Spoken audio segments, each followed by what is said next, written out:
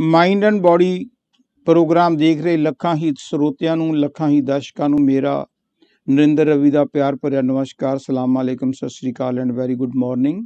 ਮੈਨੂੰ YouTube ਦੇ ਉੱਤੇ ਬਹੁਤ ਸਾਰੇ ਮਤਲਬ ਸੈਂਕੜੇ ਮੈਂ ਦੇਖ ਰਿਹਾ, ਕਿਉਂਕਿ ਸਕਰੀਨ ਦੇ ਉੱਤੇ ਨੰਬਰ ਆਉਂਦੇ ਹੁੰਦੇ ਨੇ। ਜਿਹੜੇ ਵੀ ਲਾਈਵ YouTube ਦੇ ਉੱਪਰ ਮੇਰਾ ਪ੍ਰੋਗਰਾਮ ਦੇਖ ਰਹੇ ਨੇ ਉਹਨਾਂ ਦਾ ਬਹੁਤ ਬਹੁਤ ਥੈਂਕਸ। ਮੈਨੂੰ ਆ ਹੁਣੀ ਰੇਨੂ ਕੁਮਾਰ ਜੀ ਦਾ ਨਾਂ ਦਿਸ ਰਿਹਾ, ਰਾਮ ਚੱਕਰਵਰਤੀ ਦਿਸ ਰਿਹਾ, ਮੁਕੰਦ ਲਾਲ ਮੇਰੇ ਖਿਆਲ ਪ੍ਰਿੰਸੀਪਲ ਸਾਹਿਬ ਨੇ ਸਾਡੇ ਬਰਨਾਲੇ ਤੋਂ, ਉਹਨਾਂ ਦਾ ਨਾਂ ਦਿਸ ਰਿਹਾ। ਕਿਉਂਕਿ ਲਾਈਨ ਚੱਲੀ ਜਾਂਦੀ ਹੈ, ਮੈਂ ਫਾਸਟ ਕਿਉਂਕਿ ਲਾਈਵ ਕਰਦਾ ਉਹਨਾਂ 'ਤੇ, ਇਸ ਕਰਕੇ ਦੇਖ ਨਹੀਂ ਸਕਦਾ। ਜਿਹੜੇ ਵੀ ਮੇਰੇ ਭੈਣ ਭਰਾ ਮੇਰਾ ਪ੍ਰੋਗਰਾਮ ਦੇਖਦੇ ਨੇ ਉਹਨਾਂ ਦਾ ਬਹੁਤ ਬਹੁਤ ਸ਼ੁਕਰੀਆ। ਅਤੇ ਨਾਲ ਹੀ ਮੈਂ ਦੱਸ ਦੇਣਾ ਚਾਹੁੰਦਾ ਕਿ ਵੀ ਜਿਹੜਾ ਅਕਤੂਬਰ 8 ਅਤੇ 15 ਦਾ ਜਿਹੜਾ ਪ੍ਰੋਗਰਾਮ ਹੈ ਉਹ ਮੈਂ ਨਹੀਂ ਕਰ ਸਕਾਂਗਾ, ਕਿਉਂਕਿ ਮੈਂ ਯੂਰਪ ਦੇ ਟੂਰ ਦੇ ਉੱਤੇ 3 ਵੀਕ ਦੇ ਲਈ ਜਾ ਰਿਹਾ, ਸਵਿਟਜ਼ਰਲੈਂਡ, ਇਟਲੀ ਅਤੇ ਸਪੇਨ ਐਂਡ ਫਰਾਂਸ ਦੇ ਵਿੱਚ। ਅਤੇ ਫਿਰ ਜਦੋਂ ਆ ਕੇ ਵਾਪਸ ਆਵਾਂਗੇ ਅਤੇ ਫਿਰ 22 ਤਰੀਕ ਵਾਲਾ 22 ਅਕਤੂਬਰ ਦਾ ਪ੍ਰੋਗਰਾਮ ਕਰਾਂਗੇ, ਪਰ ਨੈਕਸਟ ਵੀਕ ਪ੍ਰੋਗਰਾਮ ਆਪਾਂ ਕਰਾਂਗੇ। ਸੋ ਅੱਜ ਦਾ ਜਿਹੜਾ ਟੌਪਿਕ ਹੈ ਉਹ ਹੈਗਾ ਸੂਫੀ ਸੰਤ ਬੁੱਲੇ ਸ਼ਾਹ। ਦੇਖੋ, ਇਸ ਦੁਨੀਆ ਦੇ ਉੱਤੇ ਹਰ ਸਮੇਂ ਕੋਈ ਨਾ ਕੋਈ ਸੰਤ, ਪੂਰਨ ਸੰਤ ਰਹਿੰਦਾ। ਕਿਹਾ ਜਾਂਦਾ ਹੈ ਕਿ ਸੰਤ ਨਾ ਹੋਤੇ ਜਗਤ ਮੇਂ ਤੋ ਜਲ ਮਰਤਾ ਸੰਸਾਰ। ਜੇ ਸੰਸਾਰ ਦੇ ਵਿੱਚ ਪੂਰਨ ਸੰਤ ਪੈਗੰਬਰ ਰਿਸ਼ੀ ਮੁਨੀ ਨਾ ਹੋਣ ਤਾਂ ਇਹ ਸੰਸਾਰ ਦੇ ਵਿੱਚ ਧੰਦੂਕਾਰ ਛਾ ਜਾਊਗਾ, ਲੜਾਈਆਂ ਝਗੜੇ ਮਾਰ ਕੁਟਾਈ ਹੋ ਜਾਊਗੀ। ਸੋ ਜਿਹੜੇ ਸੰਤ ਹੁੰਦੇ ਨੇ ਹਰ ਸਮੇਂ ਵਿੱਚ ਕਿਸੇ ਨਾ ਕਿਸੇ ਦੇਸ਼ ਚੋਂ, ਕਿਸੇ ਜਾਤ ਚੋਂ, ਕਿਸੇ ਧਰਮ ਚੋਂ, ਕਿਸੇ ਪੇਸ਼ੇ ਦੇ ਵਿੱਚੋਂ ਸੰਤ ਜ਼ਰੂਰ ਰਹਿੰਦੇ ਨੇ। ਅਤੇ ਉਹਨਾਂ ਸੰਤਾਂ ਦੀ ਜਿੰਨਾ ਚਿਰ ਉਹ ਲਾਈਫ ਦੇ ਵਿੱਚ ਉਹਨਾਂ ਦੀ ਜ਼ਿੰਦਗੀ ਹੁੰਦੀ ਹੈ, ਉਹ ਹਮੇਸ਼ਾ ਅਤੇ ਹਮੇਸ਼ਾ ਰੂਹਾਨੀਅਤ ਦਾ ਪ੍ਰਚਾਰ ਕਰਦੇ ਨੇ। ਉਹ ਕਦੇ ਵੀ ਧਾਰਮਿਕ ਕਿਤਾਬਾਂ ਤੋਂ ਵਿੱਚੋਂ ਲੈ ਕੇ ਰੀਤੀ ਰਿਵਾਜ ਨਹੀਂ ਦੱਸਦੇ, ਕੋਈ ਸਟੋਰੀਆਂ ਨਹੀਂ ਸੁਣਾਉਂਦੇ, ਨਾ ਹੀ ਉਹ ਕੋਈ ਸਾਡੇ ਐਥੀਕਲ ਵੈਲਿਊਜ਼ ਦੇ ਉੱਤੇ ਗੱਲ ਕਰਦੇ ਨੇ। ਉਹ ਪਿਓਰ ਰੂਹਾਨੀਅਤ ਦੀ ਗੱਲ ਕਰਦੇ ਨੇ। ਸੋ ਅੱਜ ਵੀ ਜਿਹੜਾ ਅਸੀਂ ਟੌਪਿਕ ਲੈ ਰਹੇ ਹਾਂ ਬੁੱਲੇ ਸ਼ਾਹ ਦਾ, ਜਿਹੜੇ ਕਿ ਸੂਫੀ ਫਕੀਰ ਸੀਗੇ, ਉਹਨਾਂ ਦੇ ਜਿੰਨਾ ਵੀ ਲਿਟਰੇਚਰ ਹੈ ਜੋ ਮੈਂ ਪੜ੍ਹਿਆ 20-25 ਸਾਲ, ਅਤੇ ਜਾਂ ਜੋ ਕੁਛ ਮੈਂ ਆਪਣੀ ਜ਼ਿੰਦਗੀ ਦੇ ਵਿੱਚ ਪ੍ਰੈਕਟੀਕਲ ਕੀਤਾ, ਉਹ ਦੋਨਾਂ ਗੱਲਾਂ ਨੂੰ ਮਿਲਾ ਕੇ ਜੋ ਵੀ ਮੈਂ ਕੁਝ ਸਮਝਿਆ ਮੈਂ ਲਾਈਵ ਕਰ ਰਿਹਾ। ਕਈ ਵਾਰੀ ਸਲਿੱਪ ਆਫ ਟੰਗ ਵੀ ਹੋ ਸਕਦਾ, ਕਈ ਵਾਰੀ ਜਦੋਂ ਅਸੀਂ ਉਹਨਾਂ ਦੀ ਕੋਈ ਕੋਟੇਸ਼ਨ ਦਿੰਦੇ ਹਾਂ ਉਹ ਇੱਧਰ ਉੱਧਰ ਹੋ ਸਕਦੀ ਹੈ। ਸੋ ਮੈਂ ਐਡਵਾਂਸ ਹੀ ਤੁਹਾਡੇ ਕੋਲੋਂ ਮਾਫੀ ਮੰਗ ਲੈਣਾ। ਸੋ ਬੁੱਲੇ ਸ਼ਾਹ ਦੇ ਬਾਰੇ before we start these spiritual teachings, ਅਤੇ ਥੋੜ੍ਹੀ ਜਿਹੀ ਉਹਦੇ ਬਾਰੇ ਜਾਣਕਾਰੀ ਦੇ ਦਈਏ ਬੁੱਲੇ ਸ਼ਾਹ ਜੀ ਦੇ ਬਾਰੇ, ਕਿ ਉਹਨਾਂ ਦਾ ਜਨਮ, ਮੌਤ, ਮਾਂ ਬਾਪ, ਗੁਰੂ ਕੌਣ ਸੀਗੇ। ਇੱਕ ਅੱਧੇ ਮਿੰਟ 'ਚ ਗੱਲ ਕਰਦੇ, ਕਿਉਂਕਿ ਬੇਸਿਕ ਜਿਹੜਾ ਸਾਡਾ ਕੌਨਸੈਪਟ ਹੈ ਉਹ ਹੈਗਾ ਸਪਿਰਿਚੁਅਲ ਟੀਚਿੰਗਸ ਆਫ ਸਾਈਂ ਬੁੱਲੇ ਸ਼ਾਹ। ਸੋ ਜਿਹੜੀ ਜੀਵਨੀ ਦੇ ਬਾਰੇ ਗੱਲ ਹੈ, ਲਾਈਫ ਦੇ ਬਾਰੇ ਗੱਲ ਹੈ, ਬੁੱਲੇ ਸ਼ਾਹ ਅੱਜ ਤੋਂ ਕੋਈ 350 ਸਾਲ ਪਹਿਲਾਂ ਪੈਦਾ ਹੋਏ ਸੀਗੇ।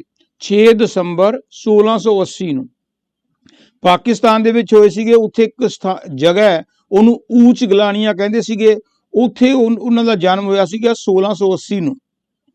ਅਤੇ ਫਾਦਰ ਜਿਹੜੇ ਸੀਗੇ ਉਹ ਮਸਜਿਦ ਦੇ ਵਿੱਚ ਇਮਾਮ ਵੀ ਸੀਗੇ ਅਤੇ ਸਕੂਲ ਟੀਚਰ ਵੀ ਸੀ, ਅਤੇ ਨਾਂ ਉਹਨਾਂ ਦਾ ਸੀ ਸ਼ਾਹ ਮੁਹੰਮਦ ਦਰਵੇਸ਼। ਅਤੇ ਮਾਂ ਸੀ ਫਾਤਿਮਾ ਬੀਬੀ।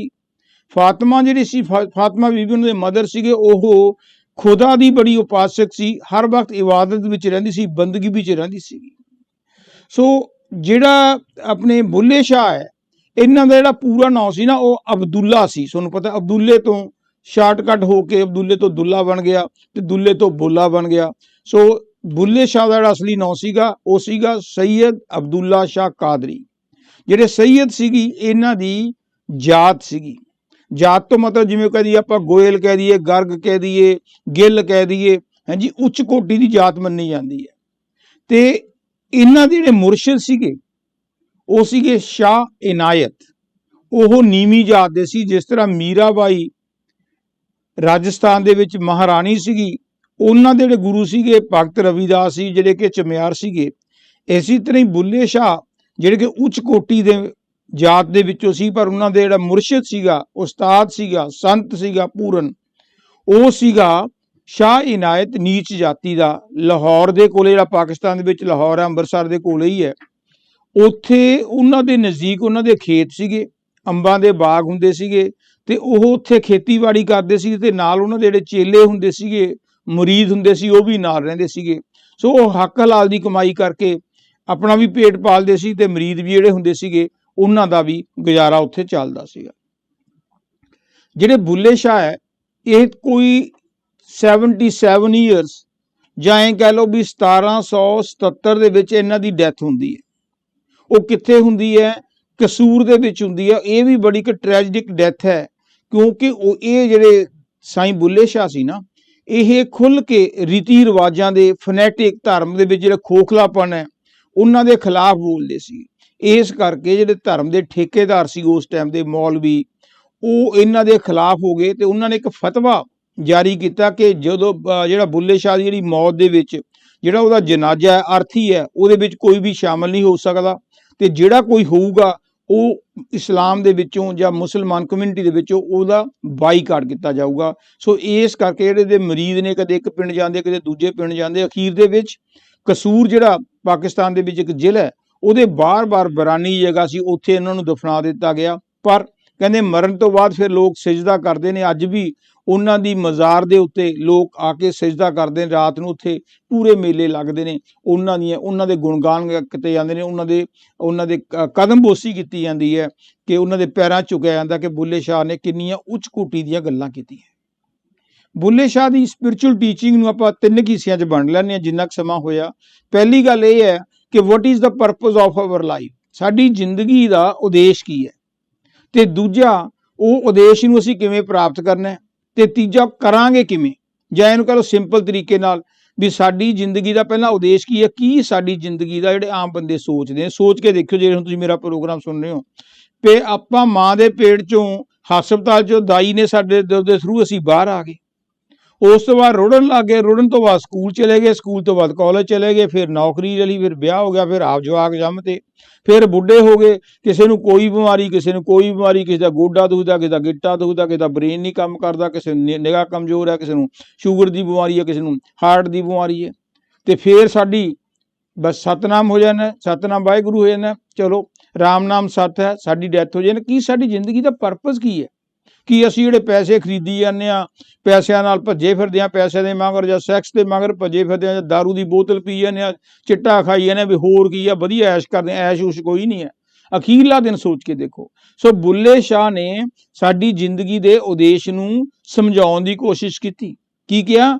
ਬੁੱਲੇ ਸ਼ਾਹ ਇੱਥੇ ਸਭ ਮੁਸਾਫਰ, ਕਿਸੇ ਨਾ ਇੱਥੇ ਰਹਿਣਾ, ਆਪੋ ਆਪਣੀ ਬਾਟ ਮੁਕਾ ਕੇ ਸਭ ਨੂੰ ਮੁੜਨਾ ਪੈਣਾ, ਕਿ ਹਰ ਬੰਦੇ ਦਾ ਅਸੀਂ ਇੱਥੇ ਮੁਸਾਫਰ ਹਾਂ, ਟੈਂਪਰੇਰੀ, ਕੋਈ ਨਹੀਂ ਪਰਮਾਨੈਂਟ, ਕੋਈ ਵੀ ਨਹੀਂ।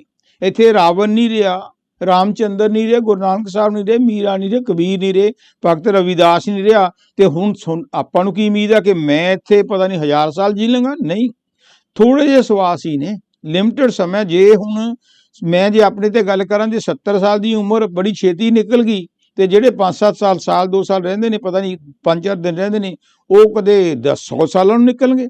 ਮੌਤ ਅਵਸ਼ ਆਉਣੀ, ਔਰ ਛੇਤੀ ਆਉਣੀ ਹੈ, ਟਾਈਮ ਬੜਾ ਫਾਸਟ ਜਾ ਰਿਹਾ, ਖਾਸ ਕਰਕੇ ਕੈਨੇਡਾ ਵਰਗੇ ਮੁਲਕ 'ਚ।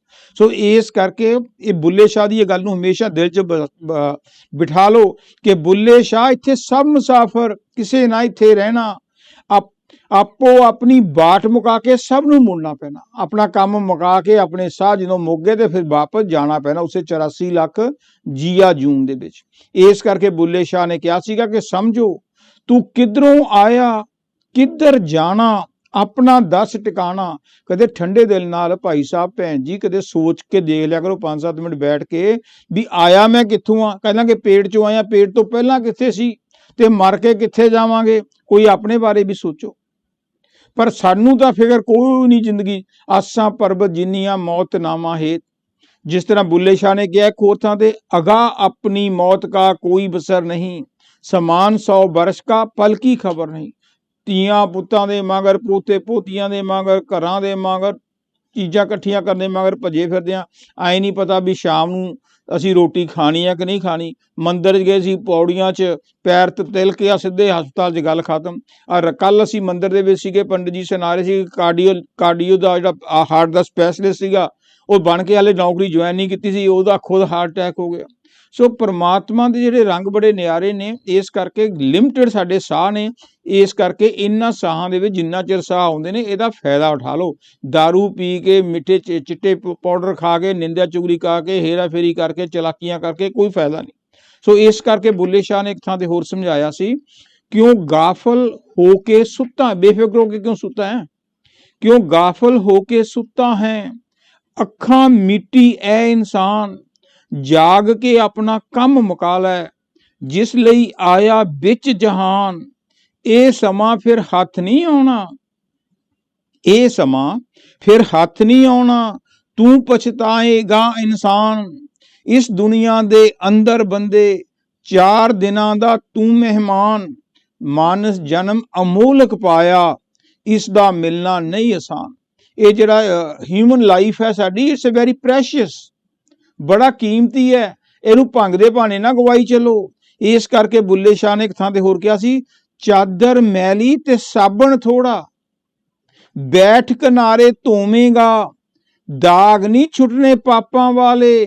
ਜਦੋਂ ਧੋਵੇਂਗਾ ਉਦੋਂ ਰੋਵੇਂਗਾ ਕਿ ਜਿਹੜੀ ਸਾਡੀ ਚਾਦਰ ਹੈ ਉਹਦੇ ਉੱਤੇ ਦਾਗ ਹੀ ਦਾਗ ਨੇ। ਆਪਾਂ ਜੇ ਕਿਤੇ ਚਾਹ ਦਾ ਤੇ ਕੌਫੀ ਦਾ ਦਾਗ ਸਾਡੀ ਸ਼ਰਟ ਤੇ ਇੱਕ ਦਾ ਡੁੱਲ ਜੇ ਨਾ, ਅਸੀਂ ਕਿੰਨੇ ਔਖੇ ਹੋ ਕੇ ਧੋਨੇ ਆ, ਪਰ ਸਾਡੀ ਚਾਦਰ ਦੇ ਉੱਤੇ ਤਾਂ ਦਾਗ ਹੀ ਦਾਗ ਨੇ, ਕਿਸੇ ਨਿੰਦਿਆ ਦੀ, ਕਿਤੇ ਚੁਗਲੀ ਦੀ, ਕਿਤੇ ਝੂਠ ਦੀ, ਕਿਤੇ ਫਰੇਬ ਦੀ, ਕਿਤੇ ਲਾਲਚ ਦੀ, ਕਿਤੇ ਠੱਗੀਆਂ ਦੀ, ਕਿਤੇ ਬੇਈਮਾਨੀਆਂ ਦੀ, ਕਿਤੇ ਕਾਮ ਦੀ, ਪਤਾ ਨਹੀਂ ਕਿੰਨੇ ਕਿੰਨੇ ਦਾਗ ਲੱਗੇ ਨੇ। ਤੇ ਜਦੋਂ ਕਿਤੇ ਹੋਸ਼ ਆਈ ਵੀ ਮੈਂ ਇੰਨੇ ਮਾੜੇ ਕੰਮ ਕਰ ਲਏ, ਤੇ ਫਿਰ ਜਦੋਂ ਧੋਵਾਂਗੇ ਨਾ, ਕਹਾਂਗੇ ਵੀ ਪਾਪਾਂ ਤੋਂ ਤੋਬਾ ਕਰਾਂਗੇ, ਤੇ ਫਿਰ ਸਾਨੂੰ ਰੋਣ ਤੋਂ ਬਿਨਾਂ ਹੋਰ ਕੋਈ ਕੰਮ ਨਹੀਂ ਮਿਲਣਾ। ਸੋ ਇਸ ਕਰਕੇ ਬੁੱਲੇ ਸ਼ਾਹ ਨੇ ਇਹ ਗੱਲ ਨੂੰ ਸਮਝਿਆ। ਸੋ ਬੁੱਲੇ ਸ਼ਾਹ ਨੇ ਆਪ ਕੀ ਕੀਤਾ ਕਿ ਜਦੋਂ ਉਹ ਪ੍ਰਾਇਮਰੀ ਸਕੂਲ ਦੇ ਵਿੱਚ ਗਏ ਨਾ, ਪਹਿਲੀ ਵਾਰ ਬੱਚਾ ਪੜ੍ਹਨ ਜਾਂਦਾ ਹੈ, ਤੇ ਉਹਨਾਂ ਦੇ ਜਿਹੜਾ ਉਸਤਾਦ ਸੀਗਾ, ਜਿਹੜਾ ਉਹਨਾਂ ਦਾ ਟੀਚਰ ਸੀਗਾ, ਉਹ ਹੁਣ ABC ਜਿਵੇਂ ਆਪਾਂ ਸਕੂਲਾਂ ਸਿੱਖਦੇ ਹਾਂ, ਜਾਂ ਊੜਾ ਆੜਾ ਸਿੱਖਦੇ ਹਾਂ, ਕੈ ਖੈ ਗਾ ਸਿੱਖਦੇ ਹਾਂ, ਇਸੇ ਤਰ੍ਹਾਂ ਹੀ ਉਰਦੂ ਦੇ ਵਿੱਚ ਉਸਤਾਦ ਨੇ ਕਿਹਾ, ਬੱਚਿਓ ਕਹੋ ਅਲਫ। ਅਲਫ ਪਹਿਲਾ ਅੱਖਰ ਹੈ, ਜਿਵੇਂ ਅੰਗਰੇਜ਼ੀ ਦਾ ਏ, ਪੰਜਾਬੀ ਦਾ ਊੜਾ ਤੇ ਹਿੰਦੀ ਦਾ ਕੱਕਾ। ਜਦੋਂ ਉਸਤਾਦ ਨੇ ਕਿਹਾ ਕਿ ਬੱਚਿਓ ਜਿਹੜੀ ਕਲਾਸ 'ਚ ਬੈਠੇ ਜੀ ਕਹੋ ਅਲਫ, ਤੇ ਜਿਹੜਾ ਅਬਦੁੱਲਾ ਸੀਗਾ, ਜਿਹਨੂੰ ਆਪਾਂ ਬੁੱਲੇ ਸ਼ਾਹ ਦੇ ਨਾਲ ਯਾਦ ਕਰਦੇ ਹਾਂ, ਤੇ ਅਬਦੁੱਲਾ ਕਹਿੰਦਾ ਬੇ, ਜਿਵੇਂ ਦੂਜਾ ਅੱਖਰ ਹੈ ਬੀ, ਆੜਾ, ਖੱਖਾ। ਜਦੋਂ ਉਸਤਾਦ ਨੇ ਦੇਖਿਆ ਵੀ ਮੈਂ ਕਿਹਾ ਅਲਫ, ਇਹ ਅਗਲਾ ਅੱਖਰ ਕਿਹੜਾ ਬੱਚਾ ਅਲਫ ਹੈ, ਦੋ ਦਿਨ ਹੋਏ ਸਕੂਲ ਹੈ, ਉਹਨੂੰ ਬੇ ਬੋਲਦਾ। ਉਹਨੇ ਪਿੱਛੇ ਮੁੜ ਕੇ ਦੇਖਿਆ ਵੀ ਇਹ ਤਾਂ ਅਬਦੁੱਲਾ ਹੈ। ਉਹ ਕਹਿੰਦਾ ਅਬਦੁੱਲੇ, ਅਬਦੁੱਲ, ਤੇ ਤੈਨੂੰ ਮੈਂ ਕਹਿੰਦਾ ਅਲਫ ਕਹਿ, ਤੂੰ ਬੇ ਕਹੀ ਜਾਂਦਾ। ਉਹ ਕਹਿੰਦਾ ਮਾਸਟਰ ਜੀ ਅਲਫ ਦਾ ਕੀ ਮਤਲਬ ਹੈ, ਅਲਫ ਕਿਹਨੂੰ ਕਹਿੰਦੇ ਨੇ? ਮਾਸਟਰ ਬੜਾ ਹੈਰਾਨ ਹੋਇਆ, ਉਸਤਾਦ ਵੀ ਛੋਟਾ ਜਿਹਾ ਬੱਚਾ ਹੈ 4-5 ਸਾਲ ਦਾ, ਇਹ ਗੱਲ ਹੀ ਪੁੱਠੀ ਕਰਦਾ ਨਹੀਂ, ਬੱਚੇ ਕਿੱਥੇ ਸੋਚਦੇ ਨੇ ਵੀ ਅਲਫ ਕਿਹਨੂੰ ਕਹਿੰਦੇ ਨੇ। ਉਹ ਕਹਿੰਦਾ ਬੇਟਾ ਅਲਫ ਦਾ ਮਤਲਬ ਹੈ ਅੱਲਾ, ਅਲਫ ਦਾ ਮਤਲਬ ਹੈ ਅੱਲਾ। ਉਹ ਕਹਿੰਦਾ ਅੱਛਾ ਜੀ, ਜੇ ਅਲਫ ਦਾ ਮਤਲਬ ਅੱਲਾ ਹੈ, ਪਰਮਾਤਮਾ ਹੈ, ਵਾਹਿਗੁਰੂ ਹੈ, ਖੁਦਾ ਹੈ, ਤਾਂ ਉਹ ਰਹਿੰਦਾ ਕਿੱਥੇ ਹੈ, ਉਹ ਮਿਲੂਗਾ ਕਿਵੇਂ? ਸੋ ਜਦੋਂ ਉਹਨੇ ਇਹ 3 ਸਵਾਲ ਕੀਤੇ ਬੁੱਲੇ ਨੇ ਕਿ ਅਲਫ ਦਾ ਮਤਲਬ ਕੀ ਹੈ, ਉਹਨੇ ਦੱਸਤਾ, ਅਲਫ ਦਾ ਮਤਲਬ ਹੈ ਰੱਬ, ਅੱਲਾ, ਵਾਹਿਗੁਰੂ, ਖੁਦਾ। ਤੇ ਉਹ ਰਹਿੰਦਾ ਕਿੱਥੇ ਹੈ ਤੇ ਕਿਵੇਂ ਮਿਲੂਗਾ? ਉਹ ਕਹਿੰਦਾ ਮਿਲੂਗਾ ਕਿਵੇਂ ਤੇ ਕਿੱਥੇ ਰਹਿੰਦਾ ਤੈਨੂੰ ਬਾਅਦ ਚ ਪਤਾ ਲੱਗੂਗਾ, ਪਹਿਲਾਂ ਤੂੰ ਜਿਹੜਾ ਅਲਫ ਅੱਲਾ ਹੈ ਇਹਨੂੰ ਤੂੰ ਦਿਮਾਗ ਦੇ ਵਿੱਚ ਘੋਟਾ ਲਾ ਲੈ ਚੰਗੀ ਤਰ੍ਹਾਂ। ਜਿਵੇਂ ਆਪਾਂ ਸ਼ਿਵਰਾਤਰੀ ਦੇ ਵਿੱਚ ਜਾ ਕੇ ਸ਼ਿਵ ਜੀ ਦਾ ਪਾਠ ਕਰਦੇ ਆ, ਮੰਤਰ ਕਰਦੇ ਆ, ਕੋਈ ਰਾਧਾ ਸੁਆਮੀ ਆ ਉਹਨੂੰ ਗੁਰਮੰਤਰ ਮਿਲਿਆ, ਕੋਈ ਜਿਹੜੇ 5 ਬਾਣੀਆਂ ਦਾ ਪਾਠ ਪੜ੍ਹਦੇ ਨੇ ਗੁਰਦੁਆਰਾ ਸਾਹਿਬ ਤੋਂ ਉਹਨਾਂ ਨੂੰ ਮੂਲ ਮੰਤਰ ਮਿਲਿਆ।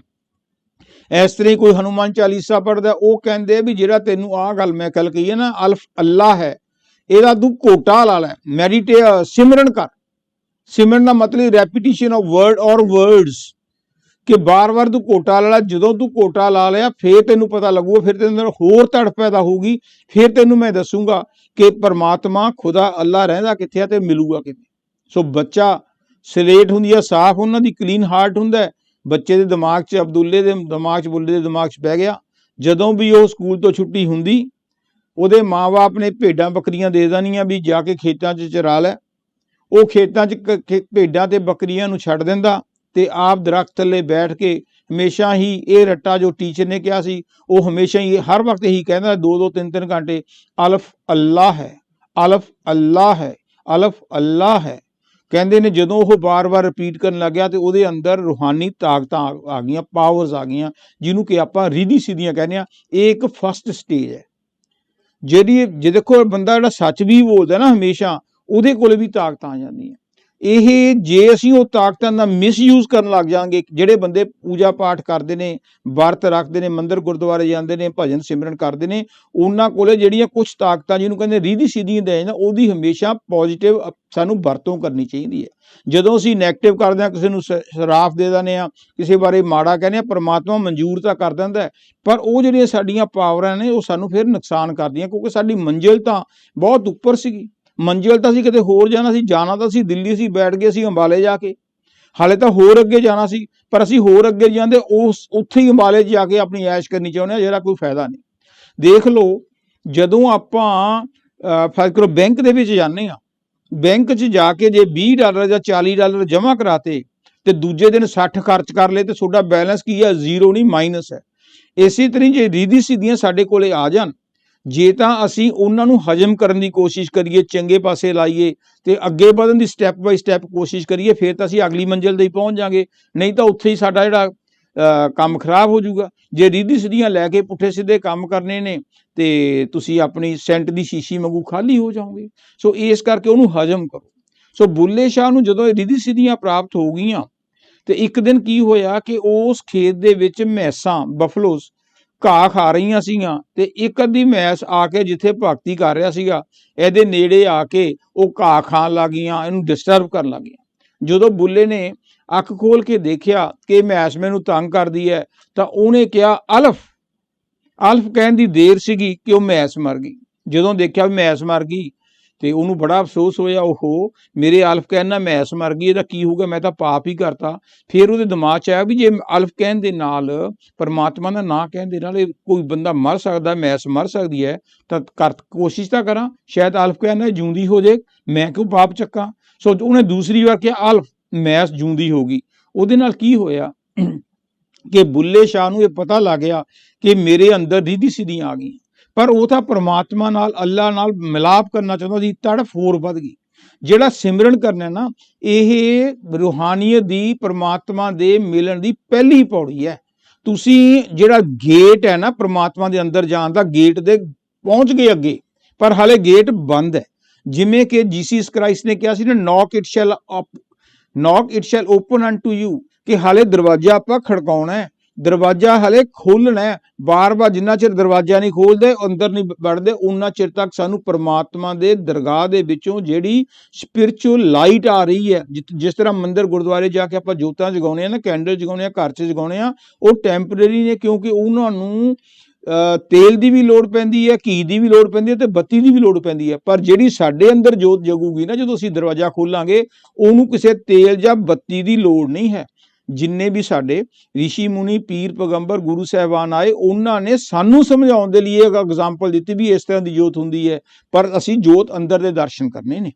ਤੇ ਜਦੋਂ ਅਸੀਂ ਜੋਤ ਦੇ ਦਰਸ਼ਨ ਕਰਾਂਗੇ ਤੇ ਉਹਦੇ ਵਿੱਚੋਂ ਆਟੋਮੈਟਿਕਲੀ ਮੈਲੋਡੀ, ਡਿਵਾਈਨ ਮੈਲੋਡੀ ਪੈਦਾ ਹੁੰਦੀ ਹੈ। ਜਿਵੇਂ ਆਪਾਂ ਗੁਰਦੁਆਰੇ ਮੰਦਿਰ ਜਾ ਕੇ ਸੰਗੀਤ ਸੁਣਦੇ ਆ ਨਾ, ਕੋਈ ਚਿੜੀਆਂ ਦੀ ਆਵਾਜ਼ ਹੁੰਦੀ ਹੈ, ਕੋਈ ਗੱਡੀ ਦੀ ਆਵਾਜ਼ ਹੁੰਦੀ ਹੈ। ਮੈਂ ਉਹ ਗੱਲਾਂ ਨਹੀਂ ਇੱਥੇ ਕੋਈ ਸਪਿਰਿਚੁਅਲ ਗੱਲਾਂ ਕਰਨੀਆਂ, ਉਹ ਫਿਰ ਆਵਾਜ਼ ਤੁਹਾਨੂੰ ਅੰਦਰੋਂ ਪੈਦਾ ਹੋਊਗੀ। ਸੋ ਆਪਾਂ ਦੂਸਰੇ ਗੇਟ ਦੇ ਅੰਦਰ ਦਾਖਲ ਹੋਣੇ ਆ। ਹਾਲੇ ਬੁੱਲੇ ਸ਼ਾਹ ਗੇਟ ਦੇ ਬਾਹਰ ਹੀ ਖੜਾ, ਜਿਹਨੂੰ ਕਿ ਰੀਧੀ ਸਿੱਧੀਆਂ ਪ੍ਰਾਪਤ ਹੋ ਗਈਆਂ। ਸੋ ਜਦੋਂ ਬੁੱਲੇ ਸ਼ਾਹ ਨੂੰ ਰੀਧੀ ਸਿੱਧੀਆਂ ਪ੍ਰਾਪਤ ਹੋ ਗਈਆਂ, ਫਿਰ ਉਹਨੂੰ ਯਾਦ ਆਇਆ ਕਿ ਜਿਹੜਾ ਮੇਰਾ ਸਕੂਲ ਦਾ ਉਸਤਾਦ ਸੀ, ਉਹ ਕਹਿੰਦਾ ਸੀ ਤੂੰ ਮੇਰੇ ਕੋਲੇ ਆਈ, ਫਿਰ ਤੈਨੂੰ ਮੈਂ ਦੱਸੂਗਾ। ਭੱਜ ਕੇ ਸਕੂਲ ਦੇ ਟੀਚਰ ਨੂੰ ਮਿਲਿਆ। ਸਕੂਲ ਦਾ ਟੀਚਰ ਕਹਿੰਦਾ, ਬੁੱਲਿਆ ਗੱਲ ਇਹ ਹੈ ਵੀ ਹੁਣ ਤੈਨੂੰ ਕਿਸੇ ਉਸਤਾਦ ਦੀ ਲੋੜ ਹੈ, ਕਿਸੇ ਭੇਤੀ ਦੀ ਲੋੜ ਹੈ। ਇਫ ਯੂ ਗੋ ਫਾਰ ਏ ਹਜ, ਟੇਕ ਏ ਹਾਜੀ ਵਿਦ ਯੂ। ਜਿਸ ਤਰ੍ਹਾਂ ਆਪਾਂ ਕਦੇ ਇੰਡੀਆ ਦੇ ਵਿੱਚ ਰਾਜਸਥਾਨ ਜਾਂ ਦਿੱਲੀ ਜਾਣਾ, ਵੀ ਕੁਤਬ ਮੀਨਾਰ ਕਿੱਥੇ ਆ, ਲਾਲ ਕਿਲਾ ਕਿੱਥੇ ਆ, ਆਪਾਂ ਇੱਕ ਗਾਈਡ ਲੈ ਲੈਣੇ, ਕਿਉਂਕਿ ਗਾਈਡ ਰੋਜ਼ ਜਾਂਦਾ ਉੱਥੇ। ਸੋ ਇਸ ਕਰਕੇ ਉਹ ਸਾਨੂੰ ਆਸਾਨੀ ਨਾਲ ਸਮਝਾ ਦਿੰਦਾ। ਇਸੇ ਤਰ੍ਹਾਂ ਹੀ ਜਿਹੜਾ ਪੂਰਨ ਕਾਮਿਲ ਮੁਰਸ਼ਿਦ ਹੁੰਦਾ, ਉਹ ਆਪਣੀ ਮਿਹਨਤ ਕਰਕੇ ਉਹਨੇ ਅੰਦਰਲਾ ਪਰਦਾ ਖੋਲ ਲਿਆ ਹੁੰਦਾ, ਉਹਨੇ ਡਿਵਾਈਨ ਲਾਈਟ ਤੇ ਡਿਵਾਈਨ ਸਾਊਂਡ ਦੇਖ ਲਈ ਹੁੰਦੀ ਹੈ, ਪਰਮਾਤਮਾ ਦੇ, ਅੱਲਾ ਦੇ, ਵਾਹਿਗੁਰੂ ਦੇ ਦਰਸ਼ਨ ਕਰ ਲਏ ਹੁੰਦੇ ਨੇ। ਸੋ ਜਦੋਂ ਅਸੀਂ ਉਹਨੂੰ ਮਿਲਦੇ ਹਾਂ, ਕਿਉਂਕਿ ਉਹਦਾ ਭੇਤੀ ਹੈ, ਫਿਰ ਅਸੀਂ ਉਹਦੀ ਗਾਈਡੈਂਸ ਦੇ ਅਨੁਸਾਰ ਜਦੋਂ ਖੁਦ ਮਿਹਨਤ ਕਰਦੇ ਹਾਂ, ਉਹਨੇ ਸਾਨੂੰ ਖਿੱਚ ਕੇ ਲੈ ਜਾਣਾ, ਉਹਨੇ ਸਾਨੂੰ ਸਿਰਫ ਰਸਤਾ ਦਿਖਾਉਣਾ, ਮਿਹਨਤ ਸਾਨੂੰ ਫਿਰ ਵੀ ਆਪ ਕਰਨੀ ਪਊਗੀ। ਸੋ ਕਾਮਲ ਮੁਰਸ਼ਿਦ ਦਾ ਜਿਹੜਾ ਰੋਲ ਹੈ ਨਾ, ਉਹ ਸੂਈ ਧਾਗੇ ਵਾਲਾ ਹੁੰਦਾ, ਨੀਡਲ ਐਂਡ ਥ੍ਰੈਡ ਵਾਲਾ। ਦੇਖ ਲਓ, ਜੇ ਸਾਡੇ ਕੋਲੇ ਕੱਲਾ ਧਾਗਾ ਹੋਵੇ ਤੇ ਕੱਲੀ ਹੋਵੇ ਸੂਈ, ਨਾ ਤਾਂ ਕਦੇ ਸੂਈ ਦੇ ਨਾਲ ਅਸੀਂ ਕੱਪੜਾ ਸੀ ਸਕਦੇ ਹਾਂ, ਟਾਂਕਾ ਲਾ ਸਕਦੇ ਹਾਂ, ਨਾ ਹੀ ਇਕੱਲੇ ਧਾਗੇ ਨਾਲ ਲਾ ਸਕਦੇ ਹਾਂ। ਸੋ ਗੁਰੂ ਕੀ ਕਰਦਾ ਕਿ ਧਾਗੇ ਨੂੰ ਉਹਦੇ ਵਿੱਚ, ਸੂਈ ਦੇ ਵਿੱਚ ਪਰੋ ਦਿੰਦਾ, ਤੇ ਉਹ ਪਰੋਣ ਦੇ ਨਾਲ ਫਿਰ ਅਸੀਂ ਟਾਂਕਾ ਅੱਗੇ ਦੀ ਅੱਗੇ ਲਾ ਸਕਦੇ ਹਾਂ। ਇਸੇ ਤਰ੍ਹਾਂ ਗੁਰੂ ਸਾਨੂੰ ਮੰਤਰ ਦਿੰਦਾ, ਗੁਰਮੰਤਰ ਦਿੰਦਾ, ਸਾਡੀ ਆਤਮਾ ਨੂੰ ਪਰਮਾਤਮਾ ਨਾਲ ਜੋੜਨ ਦਾ ਤਰੀਕਾ ਦੱਸਦਾ। ਤੇ ਜਦੋਂ ਅਸੀਂ ਉਸ ਤਰੀਕੇ ਦੇ ਉੱਤੇ ਚੱਲਦੇ ਹਾਂ ਤੇ ਸਾਡਾ ਪਰਮਾਤਮਾ ਦੇ ਨਾਲ ਕਨੈਕਸ਼ਨ ਹੋ ਜਾਂਦਾ। ਸੋ ਕਹਿਣ ਦਾ ਪਰਪਸ ਇਹ ਹੈ ਕਿ ਮੁਰਸ਼ਿਦ ਦੀ ਪਹਿਲੀ ਗੱਲ ਕਿ ਰੱਬ ਹੈ ਕਿੱਥੇ।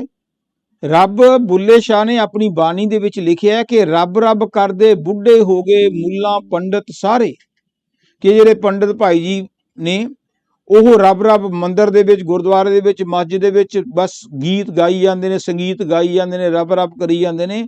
ਉਹ ਇਹੀ ਕਰਦੇ ਕਰਦੇ ਪੰਡਿਤ ਜੀ ਦੇਖ ਲਓ, ਜਿਹੜਾ ਕੋਈ 10 ਸਾਲ ਦਾ ਮੰਦਿਰ 'ਚ ਗਿਆ ਉਹ 70 ਸਾਲ ਦਾ ਹੋ ਜਾਂਦਾ, ਬਸ ਉਹੀ ਕੀਰਤਨ ਹਨੂੰਮਾਨ ਚਾਲੀਸਾ ਹੀ ਪੜ੍ਹੀ ਜਾਂਦਾ, ਆਪਣਾ ਅੰਦਰ ਨਹੀਂ ਚਾਲੀਸਾ ਪੜ੍ਹਦਾ। ਰੱਬ ਰੱਬ ਕਰਦੇ ਬੁੱਢੇ ਹੋ ਗਏ, ਮੁੱਲਾ ਪੰਡਿਤ ਸਾਰੇ, ਰੱਬ ਦਾ ਖੋਜ ਖੁਰਾ ਨਾ ਲੱਭਾ। ਪਰਮਾਤਮਾ ਕਿੱਥੇ ਹੈਗਾ? ਉਹਨਾਂ ਨੂੰ ਪੁੱਛ ਕੇ ਦੇਖ ਲਓ ਪੰਡਿਤ ਜੀ ਨੂੰ, ਤੁਹਾਨੂੰ ਵੇਦਾਂ ਦੇ ਵਿੱਚੋਂ ਵਧੀਆ 4 ਗੱਲਾਂ ਤਾਂ ਸੁਣਾ ਦੇਣਗੇ। ਜਿਹੜੇ ਕੋਈ ਸੰਤ ਮਹਾਤਮਾ ਲਾਲ ਪੀਲੀ ਕੱਪੜੇ ਪਾ ਕੇ ਉਹਨੇ ਤਿਲਕ ਲਗਾ ਕੇ ਉਹਦੇ ਹੱਥ 'ਚ ਮਾਲਾ ਫੜ ਕੇ ਉਹਨੇ ਤੁਹਾਨੂੰ ਗੱਲਾਂ ਦੱਸਣ, ਉਹਨੂੰ ਪੁੱਛੋ ਵੀ ਤੈਨੂੰ ਕਿਤੇ ਮਿਲਿਆ, ਤੈਨੂੰ ਕਿਤੇ ਪਰਮਾਤਮਾ ਮਿਲਿਆ? ਅੰਦਰ ਨਹੀਂ ਮਿਹਨਤ ਕਰਦੇ, ਕਿਤਾਬਾਂ 'ਚੋਂ ਪੜ੍ਹ ਪੜ੍ਹ ਕੇ ਗਿਆਨ ਦੇਈ ਜਾਂਦੇ ਨੇ। ਇਹੀ ਬੁੱਲੇ ਸ਼ਾਹ ਨੇ ਕਿਹਾ, ਰੱਬ ਰੱਬ ਕਰਦੇ ਬੁੱਢੇ ਹੋ ਗਏ, ਮੁੱਲਾ ਪੰਡਿਤ ਸਾਰੇ, ਰੱਬ ਦਾ ਖੋਰ ਖੁਜਾ ਨਾ ਲੱਭਾ, ਸਜਦੇ ਕਰ ਕਰ ਹਾਰੇ। ਓਏ ਰੱਬ ਤਾਂ ਤੇਰੇ ਅੰਦਰ ਵਸਦਾ, ਓਏ ਰੱਬ ਤਾਂ ਤੇਰੇ ਅੰਦਰ ਵਸਦਾ, ਵਿੱਚ ਕੁਰਾਨ ਇਸ਼ਾਰੇ। ਕਿ ਜਿਹੜਾ ਕੁਰਾਨ ਸਾਹਿਬ ਹੈ, ਹੋਲੀ ਬੁੱਕ ਹੈ, ਕਿਉਂਕਿ ਬੁੱਲੇ ਸਾਹਿਬ ਮੁਸਲਿਮ ਸੀਗੇ, ਇਸ ਕਰਕੇ ਉਹਨਾਂ ਨੇ ਕਿਹਾ ਕਿ ਕੁਰਾਨ ਨੂੰ ਧਿਆਨ ਨਾਲ ਪੜ੍ਹੋ, ਗੀਤਾ ਨੂੰ ਧਿਆਨ ਨਾਲ ਪੜ੍ਹੋ, ਗੁਰੂ ਗ੍ਰੰਥ ਸਾਹਿਬ ਨੂੰ ਧਿਆਨ ਨਾਲ ਪੜ੍ਹੋ। ਉਹ ਸਾਨੂੰ ਬਾਰ-ਬਾਰ ਇਹੀ ਗੱਲ ਦੱਸਦੇ ਨੇ ਕਿ ਪਰਮਾਤਮਾ ਅੱਲਾ ਵਾਹਿਗੁਰੂ ਰੱਬ ਕਿਤੇ ਬਾਹਰ ਨਹੀਂ, ਹੀ ਰਜ਼ਾਈਡਸ ਵਿਦਿਨ ਅਸ। उल्टा कुआं गगन में तिसमें जरे चिराग बिना रोगन बिन बाती, 6 रुत 12 मास जरत रहते दिन राती। कि ਉਹ ਜਿਹੜਾ ਦੀਵਾ ਹੈ ਪਰਮਾਤਮਾ, ਉਹ ਸਾਡੇ ਅੰਦਰ ਮਿਹਨਤ ਕਰਨੀ ਪਊਗੀ। ਇਸੇ ਕਰਕੇ ਬੁੱਲੇ ਸ਼ਾਹ ਨੇ ਕਿਹਾ ਸੀ, ਜਿਸ ਪਾਇਆ ਭੇਦ ਕਲੰਦਰ ਦਾ, ਹੁਣ ਰੱਬ ਦੇ ਡਿਫਰੈਂਟ ਨਾਂ ਨੇ, ਜਿਸ ਪਾਇਆ ਭੇਦ ਕਲੰਦਰ ਦਾ, ਰਾਹ ਖੋਜਿਆ ਆਪਣੇ ਅੰਦਰ ਦਾ, ਉਹ ਵਾਸੀ ਹੈ ਸੁਖ ਮੰਦਰ ਦਾ, ਜਿੱਥੇ ਚੜ੍ਹਦੀ ਹੈ ਨਾ ਲਹਿੰਦੀ ਹੈ। ਕਿ ਜਿਹਨੇ ਵੀ ਪਰਮਾਤਮਾ ਦਾ ਭੇਦ ਪਾਇਆ, ਪਰਮਾਤਮਾ ਨਾਲ ਮਿਲਾਪ ਕੀਤਾ, ਉਹ ਉਦੋਂ ਹੀ ਪੋਸੀਬਲ ਹੈ ਵੈਨ ਯੂ ਗੋ ਵਿਦਿਨ, ਰਾਹ ਖੋਜਿਆ ਆਪਣੇ ਅੰਦਰ ਦਾ, ਉਹ ਵਾਸੀ ਹੈ ਸੁਖ ਮੰਦਰ ਦਾ। ਜਦੋਂ ਅੰਦਰ ਦਾ ਰਸਤਾ ਮਿਲ ਜਾ, ਪਰਮਾਤਮਾ ਨਾਲ ਮਿਲਾਪ ਹੋ ਗਿਆ, ਫਿਰ ਤੁਸੀਂ ਬਾਗੋ ਬਾਗ ਰਹਿਣੇ ਹੋ, ਤੁਹਾਡੇ ਅੰਦਰ ਖੁਸ਼ੀ ਰਹਿੰਦੀ, ਹਾਸਾ ਮਜ਼ਾਕ ਚੱਲਦਾ ਰਹਿੰਦਾ। ਜਿੱਥੇ ਚੜ੍ਹਦੀ ਹੈ ਨਾ ਲਹਿੰਦੀ ਹੈ, ਫਿਰ ਨਾਮ ਖੁਮਾਰੀ ਨਾਨਕਾ ਚੜੀ ਰਹੇ ਦਿਨ ਰਾਤ। ਉਹ ਨਹੀਂ ਜਿਹੜੀ ਸ਼ਾਮ ਨੂੰ ਅਸੀਂ ਵੋਟਕਾ ਪੀ ਲੈਂਦੇ ਹਾਂ, ਕੋਈ ਬੀਅਰ ਪੀ ਲੈਂਦੇ ਹਾਂ, ਕੁਛ ਹੋਰ ਸ਼ਰਾਬ ਪੀ ਲੈਂਦੇ ਹਾਂ, ਉਹ ਤਾਂ ਜਿੰਨੀ ਕੁ ਪੀਂਦੇ ਹਾਂ ਨਾ ਰਾਤ ਨੂੰ, ਉਦੋਂ ਬੜੇ ਸ਼ੇਰ ਬਣ ਜਾਂ, ਜਦੋਂ ਲੈਂਦੀ ਹੈ ਫਿਰ ਬਾਉਂਟਿੰਗ ਕਰਦੇ ਆ, ਹੱਡ ਪੈਰ ਟੁੱਟਦੇ ਨੇ। ਪਰ ਜਿਹੜੀ ਪਰਮਾਤਮਾ ਦੇ ਨਾਮ ਦੀ ਸ਼ਕਤੀ ਹੈ, ਉਹ ਨਾਮ ਖੁਮਾਰੀ ਨਾਨਕਾ ਚੜੀ ਰਹੇ ਦਿਨ ਰਾਤ, ਉਹ ਹਮੇਸ਼ਾ ਉਹਦਾ ਕਦੇ ਨੁਕਸਾਨ ਨਹੀਂ ਹੁੰਦਾ, ਉਹਦਾ ਫਾਇਦਾ ਹੀ ਫਾਇਦਾ ਹੁੰਦਾ। ਇਸ ਕਰਕੇ ਬੁੱਲੇ ਸ਼ਾਹ ਦੀ ਬਾਣੀ ਦੇ ਵਿੱਚ ਇੱਕ ਹੋਰ ਥਾਂ ਆਉਂਦਾ ਹੈ ਕਿ ਬੁੱਲਿਆ ਸ਼ੌ ਅਸਾਂ ਤੋਂ ਵੱਖ ਨਹੀਂ। ਇੱਥੇ ਸ਼ੌ ਤੋਂ ਮਤਲਬ ਹੈ ਪਰਮਾਤਮਾ। ਫਿਰ ਉੱਥੇ ਕਲੰਦਰ ਕਿਹਾ ਸੀ, ਇੱਥੇ ਸ਼ੌ ਕਿਹਾ। ਬੁੱਲਿਆ ਸ਼ੌ ਅਸਾਂ ਤੋਂ ਵੱਖ ਨਹੀਂ, the God is not separate from us. ਬਿਨ ਸ਼ੌ ਤੋਂ ਦੂਜਾ ਕੱਖ ਨਹੀਂ, without God there is none else. ਪਰ ਦੇਖਣ ਵਾਲੀ ਅੱਖ ਨਹੀਂ, but we can not see with this eyes. ਤਾਈਓ ਜਾਨ ਜੁਦਾਈਆਂ ਸਹਿੰਦੀ ਹੈ, that is why we are separated, we are suffering the pangs of suffering. ਕਿ ਇੰਨੀਆਂ ਅਸੀਂ ਜਿਹੜੀਆਂ ਤਕਲੀਫਾਂ ਦੁੱਖਾਂ ਨੇ, ਉਹ ਇਸੇ ਕਰਕੇ ਹੈ ਕਿ ਅਸੀਂ ਪਰਮਾਤਮਾ ਨੂੰ ਦੇਖ ਨਹੀਂ ਸਕਦੇ। ਜਿਵੇਂ ਕਿਹਾ ਸੀ ਨਾ, having eyes we see not, having ears we hear not. ਕਿ ਆਹ ਬਾਹਰਲੀਆਂ ਅੱਖਾਂ ਜਾਂ ਬਾਹਰਲੇ ਕੰਨਾਂ ਨਾਲ ਨਹੀਂ ਬਣਨੀ ਗੱਲ, ਇਹ ਸੁਣ ਸਮਾਧੀ ਲਗਾਉਣੀ ਪੈਣੀ ਹੈ, ਅੰਦਰਲੀਆਂ ਅੱਖਾਂ ਖੋਲਣੀਆਂ ਪੈਣੀਆਂ, ਅੰਦਰਲੇ ਕੰਨ ਖੋਲਣੇ ਪੈਣੇ ਨੇ।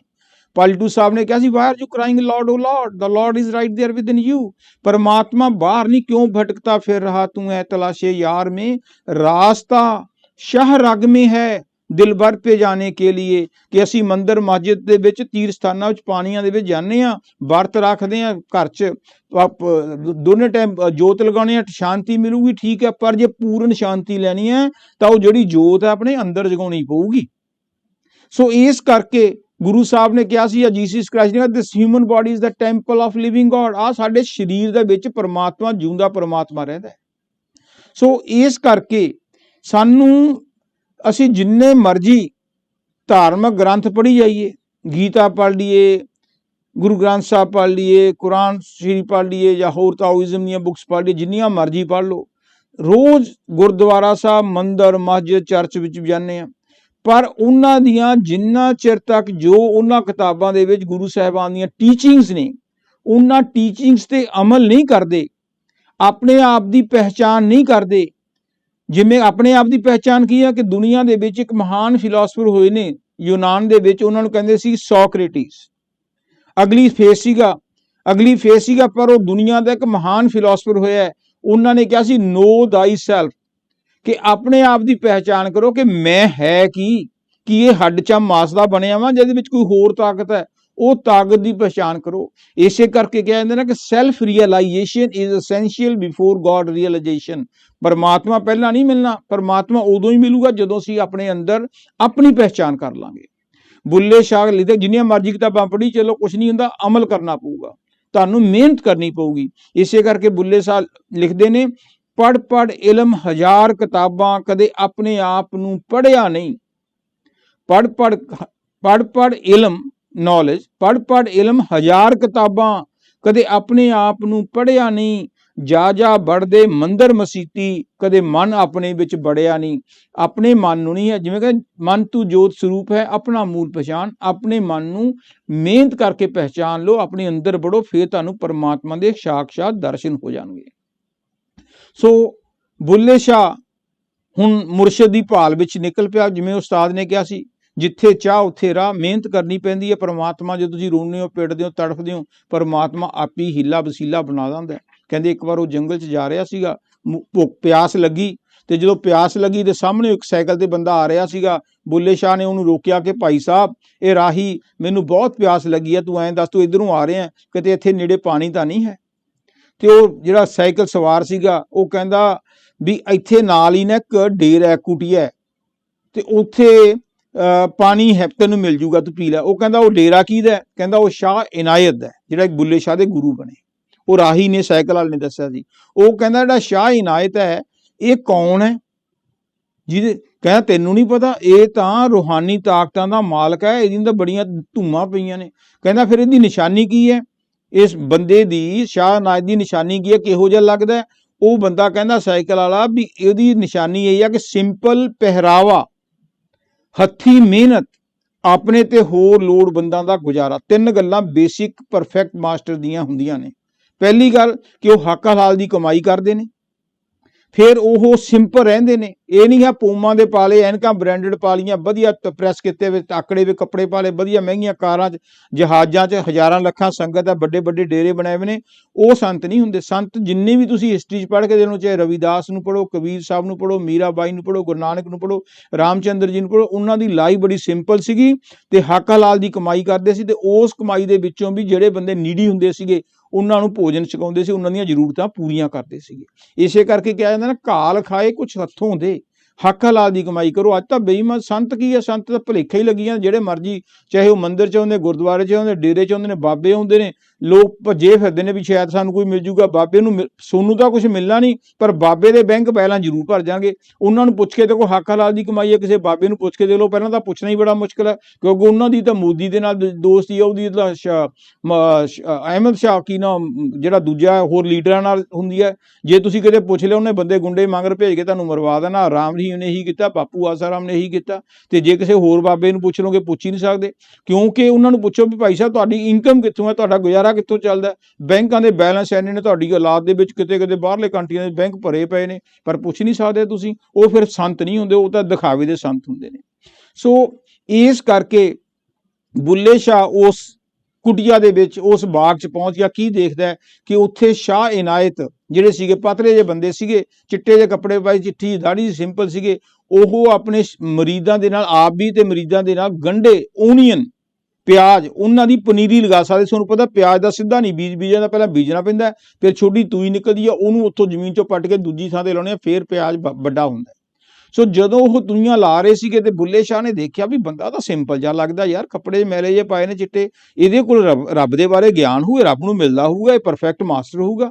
ਉਹਨੇ ਪਰਖਣ ਦੇ ਲਈ, ਕਿਉਂਕਿ ਉਹਦੇ ਕੋਲ ਰੀਧੀ ਸਿੱਧੀਆਂ ਆ ਗਈਆਂ ਸੀਗੀਆਂ, ਸੋ ਉਹਨੇ ਦੇਖਣ ਦੇ ਲਈ ਵੀ ਜੇ ਤਾਂ ਇਹਨੂੰ ਰੀਧੀ ਸਿੱਧੀਆਂ ਦਾ ਗਿਆਨ ਹੋਊਗਾ ਫਿਰ ਪਤਾ ਲੱਗ ਜੂਗਾ ਪਰਫੈਕਟ ਮਾਸਟਰ ਹੈਗਾ ਕਿ ਨਹੀਂ ਆਪਾਂ ਕਾਹਨੂੰ ਟੱਕਰਾਂ ਮਾਰਨੀਆਂ।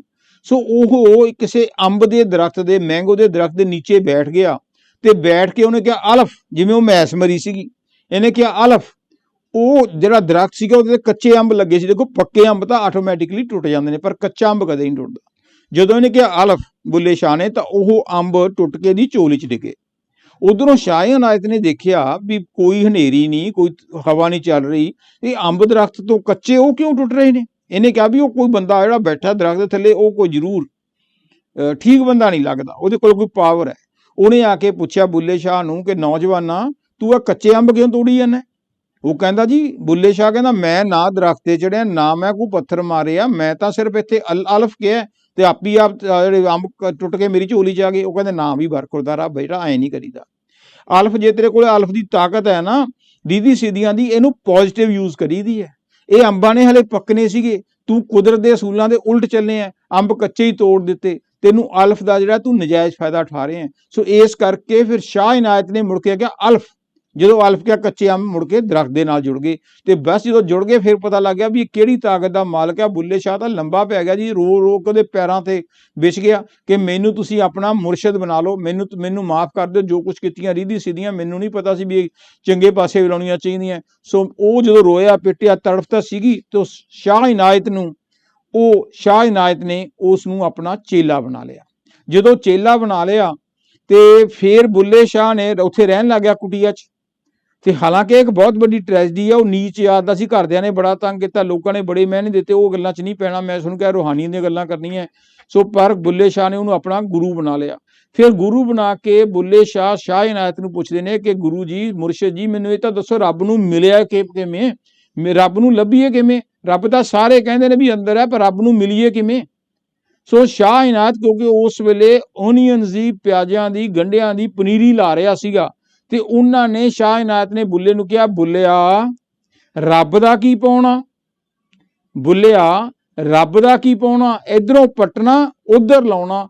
ਉਹਦਾ ਮਤਲਬ ਕਿ you have to detach yourself from the worldly out love but go within, ਜਾਂ ਇਹਨੂੰ ਕਹਿ ਲਓ ਵੀ uproot from here and go within and plant inside, ਕਿ ਇੱਥੋਂ ਪੱਟ ਕੇ ਦੂਜੇ ਪਾਸੇ ਲਾ ਲਓ। ਦਾ ਮਤਲਬ ਕਿ ਦੁਨੀਆ ਦੇ ਵਿੱਚੋਂ ਜਿਹੜਾ ਸਾਡਾ ਪਿਆਰ ਹੈ, ਮੁਹੱਬਤ ਹੈ, ਉਹਨੂੰ ਖਤਮ ਕਰਕੇ ਤੁਸੀਂ ਭਜਨ ਸਿਮਰਨ ਕਰਕੇ ਗੁਰੂ ਦਾ ਮੰਤਰ ਪੜ੍ਹ ਕੇ ਤੁਹਾਨੂੰ ਅੰਦਰ ਜਦੋਂ ਆਨੰਦ ਆਉਣ ਲੱਗ ਜਾਊਗਾ, ਫਿਰ ਤੁਹਾਨੂੰ ਪਰਮਾਤਮਾ ਮਿਲ ਜਾਊਗਾ। ਹੁਣ ਸਵਾਲ ਇਹ ਪੈਦਾ ਹੁੰਦਾ ਹੈ ਕਿ ਕੀ ਅਸੀਂ ਭਜਨ ਸਿਮਰਨ ਕਰਕੇ ਜ਼ਬਰਦਸਤੀ ਅੰਦਰ ਪਰਮਾਤਮਾ ਨੂੰ ਪ੍ਰਗਟ ਕਰ ਸਕਦੇ ਹਾਂ? ਜਿਵੇਂ ਕੋਈ ਅੱਗ ਦੇ ਮੂਹਰੇ ਖੜਾ ਹੈ, ਕੋਈ ਵਰਤ ਰੱਖ ਰਿਹਾ, ਕੋਈ ਭੁੱਖਾ ਰਹਿੰਦਾ, ਕੋਈ ਕੁਛ ਕਰਦਾ ਹੈ, ਜਾਂ ਹੋਰ ਕਿਹੜਾ ਤਰੀਕਾ ਪਿਆਰ ਦੇ ਨਾਲ?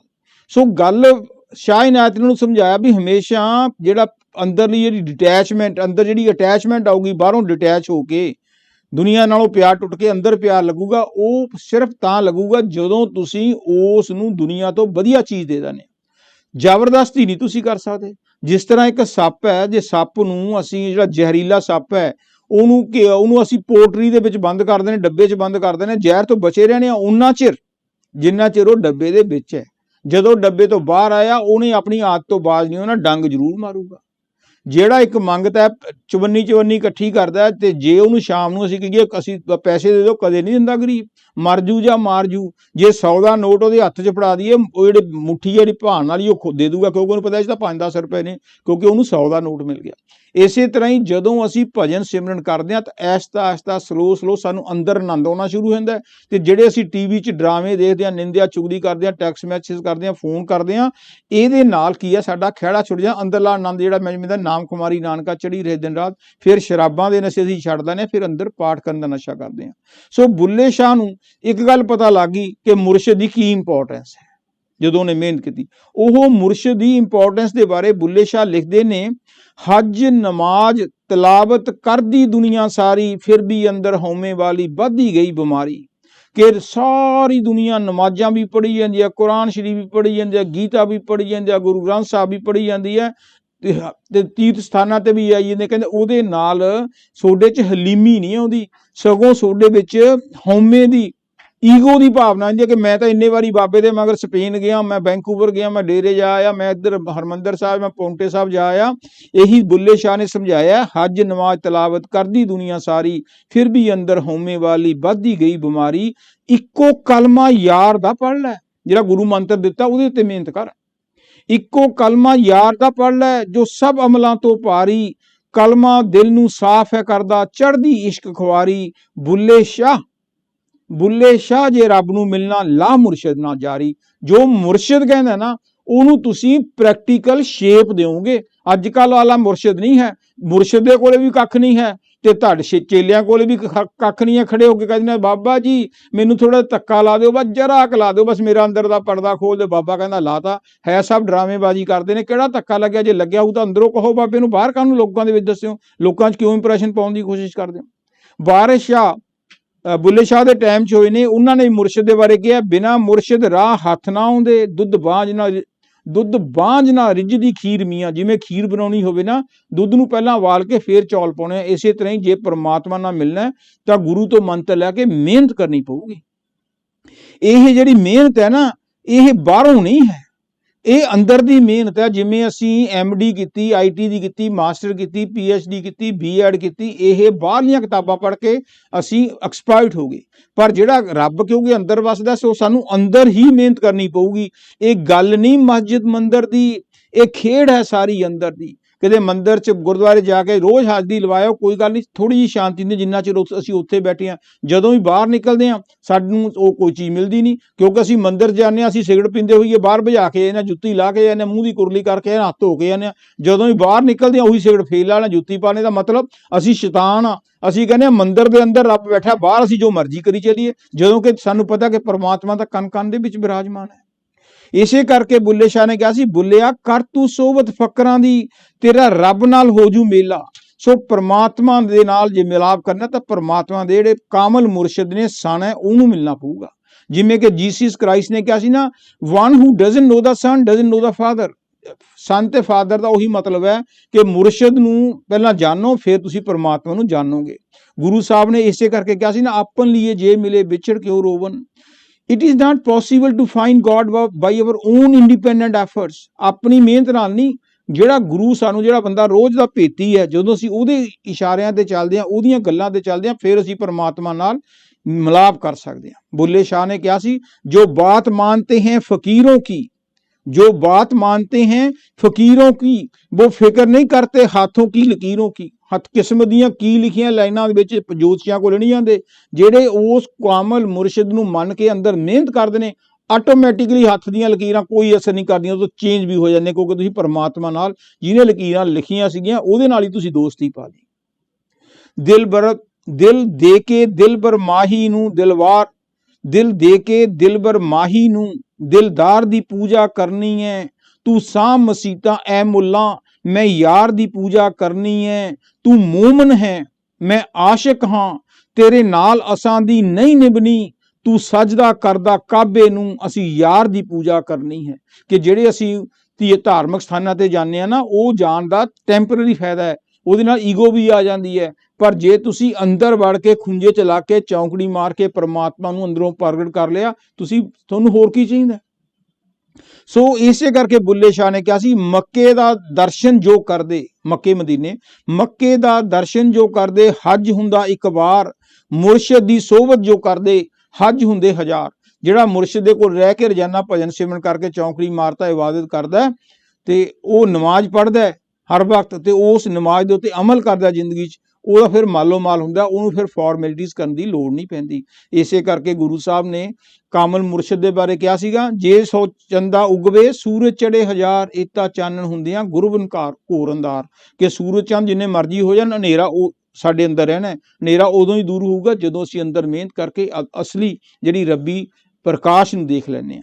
ਬੁੱਲੇ ਸ਼ਾਹ ਨੇ ਮੁਰਸ਼ਿਦ ਦੇ ਬਾਰੇ 5 ਐਗਜ਼ਾਮਪਲ ਦੇ ਕੇ ਦੱਸਿਆ ਕਿ ਮੁਰਸ਼ਿਦ ਦੀ ਕਿਉਂ ਲੋੜ ਹੈ।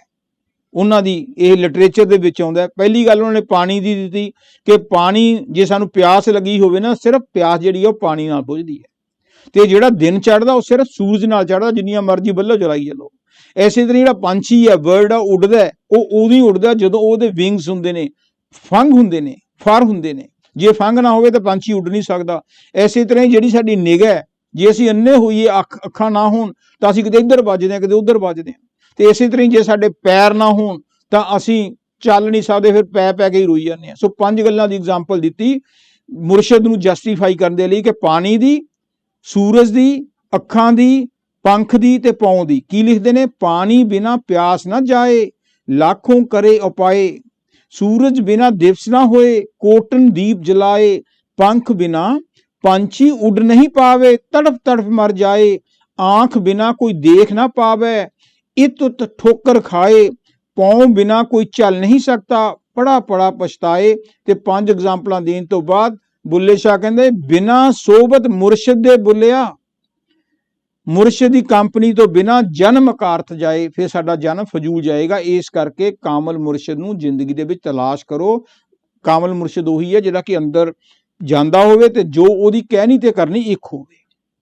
ਬੁੱਲੇ ਸ਼ਾਹ ਨੇ ਇੱਕ ਗੱਲ ਤਾਂ ਸਪਸ਼ਟ ਕਰਤੀ ਸੀ ਕਿ ਸਾਨੂੰ ਜਿਹੜਾ ਹੈ ਨਾ ਪਰਮਾਤਮਾ, ਜਦੋਂ ਅਸੀਂ ਕਾਮਲ ਮੁਰਸ਼ਿਦ ਦੇ ਨਾਲ ਕਹੇ ਦੇ ਉੱਤੇ ਚੱਲ ਕੇ ਮਿਹਨਤ ਕਰਦੇ, ਅੰਦਰੋਂ ਸਾਡਾ ਪਰਦਾ ਖੁੱਲ੍ਹ ਜਾਂਦਾ, ਫੇਰ ਕੀ ਹੁੰਦਾ ਕਿ ਅਸੀਂ ਬੜੇ ਖੁਸ਼ ਹੁੰਦੇ ਹਾਂ ਅੰਦਰੋਂ ਵੀ ਲੈ ਬਈ ਮੈਂ ਤਾਂ ਐਵੇਂ ਪਾਣੀ ਦੇ ਵਿੱਚ, ਸਮੁੰਦਰਾਂ 'ਚ, ਕਿਤਾਬਾਂ 'ਚ ਵਰਤ ਰੱਖ ਕੇ ਤੀਰਥ ਸਥਾਨਾਂ 'ਤੇ ਗਿਆ, ਰੱਬ ਤਾਂ ਆ ਅੰਦਰ ਬੈਠਾ। ਜਦੋਂ ਅੱਖਾਂ ਮੀਚਦਾ ਰੱਬ ਦੇ ਦੀਦਾਰ ਹੁੰਦੇ ਨੇ, ਬੜਾ ਸ਼ੌਕ ਹੁੰਦਾ, ਪਿਆਰ ਪੈਦਾ ਹੁੰਦਾ।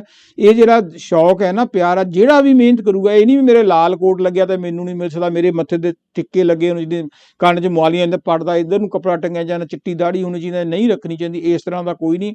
ਜਿਹੜਾ ਵੀ ਮਿਹਨਤ ਕਰੂਗਾ ਉਹੀ ਪਾਲੂਗਾ। ਜਿਹੜਾ ਬੰਦਾ ਟੀਚਰ ਲੱਗਿਆ ਹੈ ਉਹ ਇਹ ਤਾਂ ਨਹੀਂ ਹੈ ਵੀ ਇਹ ਹਰੀਜਨ ਹੈ ਕਿ ਚੂੜਾ ਹੈ, ਇਹ ਪੰਜਾਬੀ ਹੈ ਕਿ ਸਪੈਨਿਸ਼ ਹੈ ਕਿ ਇਟਾਲੀਅਨ ਹੈ ਕਿ ਕੱਦ ਛੋਟਾ ਕਿ ਵੱਡਾ ਹੈ। ਜਿਹਨੇ ਵੀ ਮਿਹਨਤ ਕਰਕੇ ਉਹ ਡਿਗਰੀ ਲੈ ਲਈ, ਉਹ ਜਾ ਕੇ ਪ੍ਰੋਫੈਸਰ ਲੱਗ ਜਾਂਦਾ। ਜਿਹਨੇ PhD ਕੀਤੀ ਪ੍ਰੋਫੈਸਰ ਲੱਗ ਜਾਂਦਾ, ਤੇ ਜਿਹਨੇ ਲਾਅ ਦੀ ਡਿਗਰੀ ਕੀਤੀ ਉਹ ਜੱਜ ਬਣ ਜਾਂਦਾ ਉਹਦੇ ਵਿੱਚੋਂ।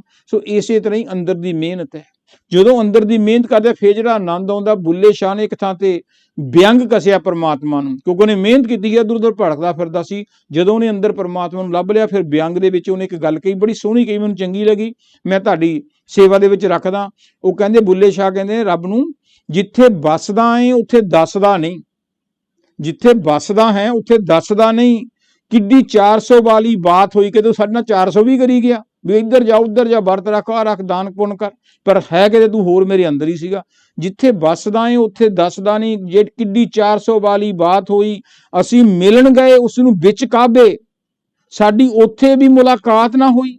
ਖਾਨਾ, ਕਾਬਾ, ਮੰਦਰ, ਮਸਜਿਦ ਖਾਲੀ, ਮੁੱਲਾ ਪੰਡਤ ਦੀ ਝੂਠੀ ਬਾਤ ਹੋਈ।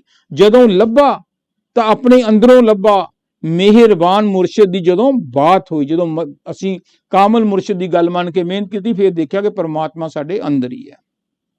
ਇਸ ਕਰਕੇ ਵਿਸ਼ਵਾਸ ਕਰੋ ਕਾਮਲ ਮੁਰਸ਼ਿਦ ਦੇ ਬਾਰੇ। ਜਦੋਂ ਫਕਰਾਂ ਦੇ ਝੰਡੇ ਚੜ੍ਹਦੇ ਨੇ, ਕਰਮਾਂ ਵਾਲੇ ਹੀ ਦੀਦ ਕਰਦੇ ਨੇ, ਉਹ ਖਾਲੀ ਭਾਂਡੇ ਭਰਦੇ ਨੇ ਜਿਹੜੇ ਸਿਰ ਕਦਮਾਂ ਵਿੱਚ ਧਰਦੇ ਨੇ। ਸੋ ਬੁੱਲੇ ਸ਼ਾਹ ਦੀ ਜਿਹੜੀ ਗੱਲ ਸੀਗੀ ਉਹ ਇਹੀ ਸੀਗੀ ਕਿ ਪਰਮਾਤਮਾ ਨਾਲ ਅੱਗੇ ਮਿਹਨਤ ਕੀਤੀ। ਜਦੋਂ ਮਿਹਨਤ ਕੀਤੀ, ਪਰਮਾਤਮਾ ਨਾਲ ਇਕਮਿਕ ਹੋ ਗਏ, ਤੇ ਫਿਰ ਉਹ ਹਰ ਵਕਤ ਇਬਾਦਤ ਦੇ ਵਿੱਚ ਹੀ ਰਹਿੰਦੇ ਸੀਗੇ।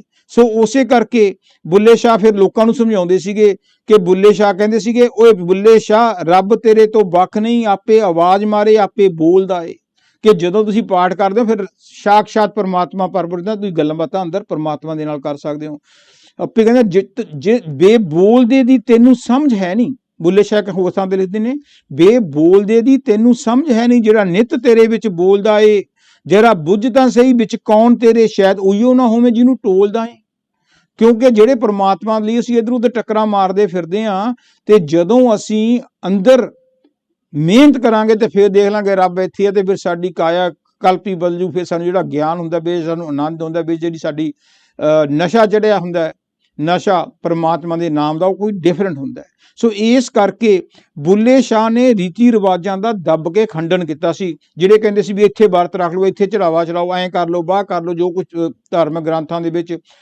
ਸਾਡੀ ਟ੍ਰੈਜਡੀ ਹੈ ਕਿ ਜਦੋਂ ਗੁਰੂ ਸਾਹਿਬਾਨ, ਪੀਰ, ਪੈਗੰਬਰ, ਔਲੀਆ, ਮੌਲਾ ਹੁੰਦੇ ਨੇ, ਉਹ ਰੂਹਾਨੀਅਤ ਦਾ ਪ੍ਰਚਾਰ ਕਰਦੇ ਨੇ, ਤੇ ਜਦੋਂ ਉਹ ਚਲੇ ਜਾਂਦੇ ਨੇ ਤੇ ਜਿਹੜੇ ਉਹਨਾਂ ਦੇ ਪ੍ਰਬੰਧਕ ਹੁੰਦੇ ਨੇ, ਠੇਕੇਦਾਰ ਹੁੰਦੇ ਨੇ, ਉਹ ਕੀ ਕਰਦੇ ਨੇ ਕਿ ਉਹ ਰੀਤੀ ਰਿਵਾਜ ਬਣਾਉਂਦੇ ਨੇ। ਸਾਨੂੰ ਉਹਨਾਂ ਰੀਤੀ ਰਿਵਾਜਾਂ ਨੂੰ ਫਾਲੋ ਕਰਨਾ ਪੈਂਦਾ, ਅਸੀਂ ਰੂਹਾਨੀਅਤ ਨੂੰ ਭੁੱਲ ਜਾਂਦੇ ਹਾਂ। ਸੋ ਉਹਨੇ ਬੁੱਲੇ ਸ਼ਾਹ ਨੇ, ਮੈਂ ਇੱਕ ਛੋਟੀ ਜਿਹੀ ਐਗਜ਼ਾਮਪਲ, ਪਤਾ ਨਹੀਂ ਟਾਈਮ ਥੋੜਾ ਹੀ ਹੈ, ਸੋ ਇੱਕ ਐਗਜ਼ਾਮਪਲ ਦੇ ਦੇਣਾ ਵੀ ਉਹਨਾਂ ਨੇ ਕਿਹਾ ਸੀਗਾ ਵੀ ਤੁਸੀਂ ਜੋ ਮਰਜ਼ੀ ਖਾਓ ਪੀਓ, ਜੋ ਮਰਜ਼ੀ ਦਾ, ਇਹ ਨਹੀਂ ਗੰਦਮੰਦ, ਤੁਸੀਂ ਸਿੰਪਲ ਖਾਓ, ਜੋ ਪਰਮਾਤਮਾ ਨੇ ਧਰਤੀ 'ਚ ਪੈਦਾ ਕੀਤਾ ਖਾਓ, ਤੇ ਕੋਈ ਫਾਸਟ ਰੱਖਣ ਦੀ ਲੋੜ ਨਹੀਂ। ਉਹਦੀ ਥਾਂ ਤੇ ਜੇ ਫਾਸਟ ਰੱਖਣੀ ਹੈ, ਨਿੰਦਿਆ ਵੀ ਆਹ ਫਾਸਟ, ਅੱਜ ਮੈਂ ਨਿੰਦਿਆ ਨਹੀਂ ਕਰਨੀ, ਚੁਗਲੀ ਨਹੀਂ ਕਰਨੀ, ਠੱਗੀ ਨਹੀਂ ਕਰਨੀ, ਬੇਈਮਾਨੀ ਨਹੀਂ ਕਰਨੀ, ਚੋਰੀ ਨਹੀਂ ਕਰਨੀ, ਇਹਦਾ ਵਰਤ ਰੱਖੋ। ਇਹ ਨਾ ਕਹੋ ਮੈਂ ਆਹ ਨਹੀਂ ਖਾਣਾ ਤੇ ਦਿਨੇ ਸਾਰਾ ਦਿਨ ਬੇਈਮਾਨੀ ਕਰੀ ਚੱਲੋ। ਸੋ ਕਹਿੰਦੇ ਨੇ ਇੱਕ ਵਾਰੀ ਰੋਜ਼ੇ, ਰਮਜ਼ਾਨ ਦਾ ਮਹੀਨਾ ਸੀਗਾ, ਉਹਦੇ ਜਿਹੜੇ ਮਰੀਜ਼ ਸੀਗੇ ਉਹ ਗਾਜਰਾਂ ਖਾ ਰਹੇ ਸੀਗੇ। ਉਧਰੋਂ ਦੀ ਮੌਲਵੀ ਆ ਗਏ, ਉਹਨਾਂ ਨੇ ਦੇਖਿਆ ਚਿੱਟੀ ਟੋਪੀ ਲਾਈ ਵੀ, ਲੱਗਦੇ ਮੁਸਲਮਾਨ ਨੇ, ਗਾਜਰਾਂ ਖਾਈ ਜਾਂਦੇ ਨੇ, ਇਹਨਾਂ ਨੂੰ ਪਤਾ ਨਹੀਂ ਅੱਜ ਰਮਜ਼ਾਨ ਦਾ ਮਹੀਨਾ ਚੱਲ ਰਿਹਾ। ਉਹਨਾਂ ਨੂੰ ਜਾ ਕੇ ਕਹਿੰਦੇ, ਉਹ ਤੁਸੀਂ ਕੌਣ ਹੋ? ਕਹਿੰਦੇ ਜੀ ਅਸੀਂ, ਉਹਨੇ ਨਾਂ ਲੈਤਾ ਵੀ ਮੁਸਲਮਾਨ ਆ। ਉਹ ਕਹਿੰਦੇ ਤੁਹਾਨੂੰ ਪਤਾ ਨਹੀਂ ਰਮਜ਼ਾਨ ਦਾ ਮਹੀਨਾ ਚੱਲ ਰਿਹਾ, ਤੁਸੀਂ ਗਾਜਰਾਂ ਖਾਈ ਜਾਂਦੇ ਹੋ। ਉਹ ਕਹਿੰਦੇ ਸਾਨੂੰ ਕੀ ਭੁੱਖ ਨਹੀਂ ਲੱਗਦੀ, ਅਸੀਂ ਮੁਸਲਮਾਨ ਹੋ ਗਏ ਤਾਂ ਕੀ ਹੋ ਗਿਆ, ਭੁੱਖ ਤਾਂ ਲੱਗੀ ਹੈ। ਕੋਈ ਕਦੇ ਮਰੀਜ਼ ਨੇ ਕਿਹਾ ਜੀ, ਉਹਨੇ ਚਾ ਕੇ 4 ਛਿੱਤਰ ਮਾਰੇ। ਜਦੋਂ ਬੁੱਲੇ ਸ਼ਾਹ ਨੂੰ ਪੁੱਛਿਆ ਵੀ ਅੰਦਰ ਬੈਠਾ ਸੀ, ਉਹ ਭਗਤੀ 'ਚ ਬੈਠਾ ਸੀ, ਉਹਨੂੰ ਪੁੱਛਦਾ ਤੂੰ ਵੀ ਮੁਸਲਮਾਨ ਹੈ, ਤੂੰ ਵੀ ਮੁਸਲਮਾਨ ਆ? ਕੁਛ ਨਹੀਂ ਬੋਲਿਆ, ਉਹਨੂੰ ਛੱਡ ਕੇ ਚਲੇ ਗਏ ਵੀ ਇਹਦਾ ਪਾਗਲ ਹੈ। ਬਾਅਦ 'ਚ ਉਹਦੇ ਮਰੀਜ਼ਾਂ ਨੇ ਪੁੱਛਿਆ ਵੀ ਬੁੱਲੇ ਸ਼ਾਹ ਸਾਡੇ ਛਿੱਤਰ ਮਾਰ ਕੇ ਤੈਨੂੰ ਕਿਹਾ? ਕਹਿੰਦਾ ਤੁਸੀਂ ਮੁਸਲਮਾਨ ਬਣੇ ਸੀਗੇ, ਤੇ ਮੈਂ ਕੁਝ ਬਣਿਆ ਨਹੀਂ। ਜਦੋਂ ਅਸੀਂ ਸਟੈਂਪ ਲਗਾ ਲੈਣੇ ਮੈਂ ਆ ਤਾਂ ਫਿਰ ਸਾਨੂੰ ਨੁਕਸਾਨ ਹੁੰਦਾ। ਉੱਥੇ ਬੁੱਲੇ ਸ਼ਾਹ ਨੇ ਗੱਲ ਕਹੀ ਸੀ, ਬੁੱਲਿਆ ਆਸ਼ਿਕ ਹੋਇਓ ਰੱਬ ਦਾ, ਮਲਾਮਤ ਹੋਈ ਲਾਖ, ਲੋਕ ਕਾਫਰ ਕਾਫਰ ਆਖਦੇ ਤੂੰ ਆਹੋ ਆਹੋ ਆਖ। ਜਦੋਂ ਪਰਮਾਤਮਾ ਨਾਲ ਤੁਸੀਂ ਅੰਦਰੋਂ ਪ੍ਰਗਟ ਕਰ ਲੈ, ਲੋਕ ਜੋ ਮਰਜ਼ੀ ਕਹਿੰਦੇ ਰਹਿਣ, ਫਿਰ ਤੁਸੀਂ ਉਹਦਾ ਪ੍ਰਵਾਹ ਨਾ ਕਰੋ। ਹਾਂਜੀ, ਸੋ ਇਸ ਕਰਕੇ ਲਾਈਫ ਨੂੰ ਇੰਨੀ ਬਿਜ਼ੀ ਨਾ ਰੱਖੋ, ਕਿਉਂਕਿ ਟਾਈਮ ਬੜਾ ਥੋੜਾ। ਅਸੀਂ ਅੱਜ ਲਾਈਫ ਸਾਡੀ ਇੰਨੀ ਬਿਜ਼ੀ ਹੋ ਗਈ ਕਿ 2 ਮਿੰਟ ਅਸੀਂ ਉੱਠ ਕੇ ਦੇਖੋ, ਸਵੇਰੇ ਪ੍ਰੈਕਟੀਕਲ ਕੀ, ਸਵੇਰੇ ਉੱਠਦੇ ਆ ਨਾ, ਸਭ ਤੋਂ ਪਹਿਲਾਂ ਉੱਠ ਕੇ ਸਾਡਾ ਫੋਨ ਤੇ ਹੱਥ ਜਾਂਦਾ, ਫੋਨ ਤੇ ਦੇਖਦੇ ਟੈਕਸਟ ਕਿਹਦਾ ਆ ਗਿਆ, ਈਮੇਲ ਕਿਹਦੀ ਆਈ, ਹੋਰ ਕਿਹਦੀ ਆਈ। ਉੱਠ ਕੇ ਅਸੀਂ 2 ਮਿੰਟ ਰੱਬ ਦਾ ਨੀ ਨਾਂ ਤੇ ਆਉਂਦੇ, ਪਹਿਲੀ ਪ੍ਰੈਫਰੈਂਸ ਸਾਡੀ ਫੋਨ ਦੀ ਹੈ। ਇੰਨੀ ਸਾਡੀ ਲਾਈਫ ਬਿਜ਼ੀ ਹੋ ਗਈ, ਆਪਾਂ ਰੋਡ ਵੀ ਕ੍ਰਾਸ ਕਰਦੇ ਹਾਂ, ਦੇਖ ਲਓ ਬੱਚੇ ਉਹਦੇ ਟੈਕਸਟ ਮੈਸੇਜ ਕਰਦੇ, ਚਾਹੇ ਕਾਰ ਆ ਕੇ ਵਿੱਚ ਵੱਜੇ। ਲਾਈਫ ਦੇ ਵਿੱਚ ਸਾਨੂੰ 5 ਮਿੰਟ ਸ਼ਾਂਤੀ ਨਾਲ ਅਸੀਂ ਰੋਟੀ ਵੀ ਨਹੀਂ ਖਾ ਸਕਦੇ। ਮੈਂ ਲਾਈਟ ਨੋਟ 'ਚ 1-2 ਮਿੰਟ 'ਚ ਹੀ ਸੁਣਾ ਦਿੰਦਾ। ਕੋਈ ਭਾਈ ਸਾਹਿਬ ਦਫ਼ਤਰ 'ਚੋਂ ਕੰਮ ਕਰਕੇ ਆਏ, ਘਰ ਵਾਲੀ ਨੇ ਰੋਟੀ ਪਾਤੀ, ਰੋਟੀ ਥਾਲੀ 'ਚ ਰੱਖੀ, ਉਹਦੇ ਵਿੱਚ ਸਬਜ਼ੀ ਪਾਤੀ ਜਾਂ ਦਾਲ ਪਾਤੀ, ਗੰਢਾ ਪਿਆਜ਼ ਚਟਨੀ ਰੱਖਤੀ, ਤੇ ਨਾਲ 2 ਰੋਟੀਆਂ ਰੱਖ ਕੇ ਪਾਣੀ ਦਾ ਗਲਾਸ ਰੱਖਤਾ। ਇੰਨੇ ਨੂੰ ਆ ਗਿਆ ਫੋਨ।